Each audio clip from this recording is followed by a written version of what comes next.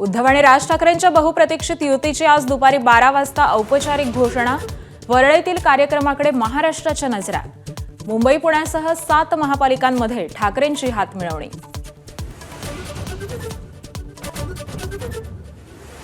पुण्यासह पिंपरी चिंचवडमध्ये पवार काका पुतण्याच्या एकीची पॉवर दिसणार। 24 तारखेला एकीची अधिकृत घोषणा।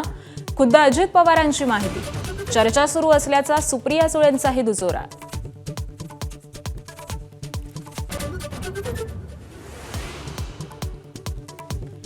पुण्यात दोन्ही राष्ट्रवादी एकत्र येण्यावरून शरद पवारांच्या राष्ट्रवादीत मतभेद। पवारांचे निष्ठावान प्रशांत जगताप राजीनाम्याच्या वाटेवर, तर अजित पवारांसोबत जाण्यावरून काँग्रेसमध्येही 2 मतप्रवाह।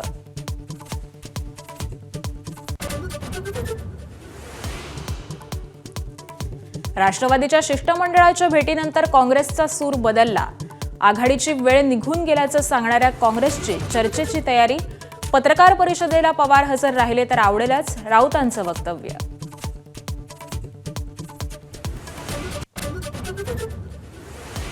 प्रकाश आंबेडकरांच्या वंचितची भूमिका अद्याप गुलदस्त्यात। मुंबईत आंबेडकरांकडून 50% जागांची मागणी। वंचित काँग्रेससोबत जाणार की स्वतंत्र लढणार, पेच कायम।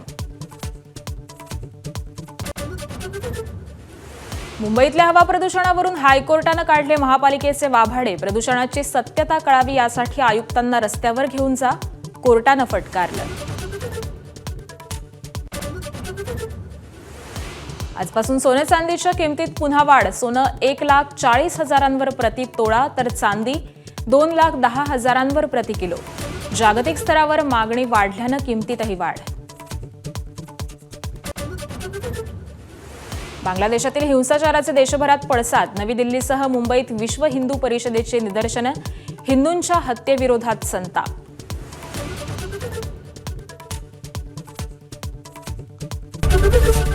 एबीपी माझा, उघडा डोळे बघा नीट।